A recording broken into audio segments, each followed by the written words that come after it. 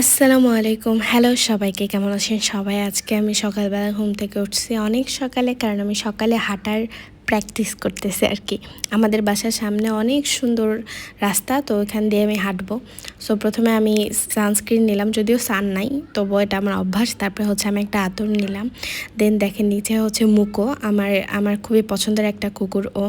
ওকে ওর নাম রেখেছি মুকো। দেন কানে একটা হেডফোন দিয়ে হাঁটা শুরু করলাম। পিছনে ওরা তিনজনে আসতেছিল, মানে খুবই ভালো লাগে হাঁটার সময় ওরা যখন পেছন পেছন আসে বা আমাকে প্রোটেক্ট করে। তো এরপরে প্রায় অনেকক্ষণ হাঁটলাম। আমাদের এই রাস্তাটা বিশাল বড়, মানে একদম রাউন্ড দিয়ে আমাদের বাসার সামনেই চলে আসা যায়, একদম এক হাঁটাতে, আর ব্যাক করতে হয় না। তো পুরা 25 মিনিট লাগছে এক রাউন্ড দিতে। তারপরে আমাদের বাসার পাশেই একটা নদী ছিল যেখানে একটা ঘাট বাঁধানো, সেখানে গিয়ে আমি এই সিঁড়িটা দিয়ে নামা ওঠা করলাম 5 বার। কারণ এই সিঁড়িটা মানে দেখতে মনে হয় যে কষ্ট না, কিন্তু অনেক কষ্ট এই সিঁড়ি দিয়ে ওঠানামা করা।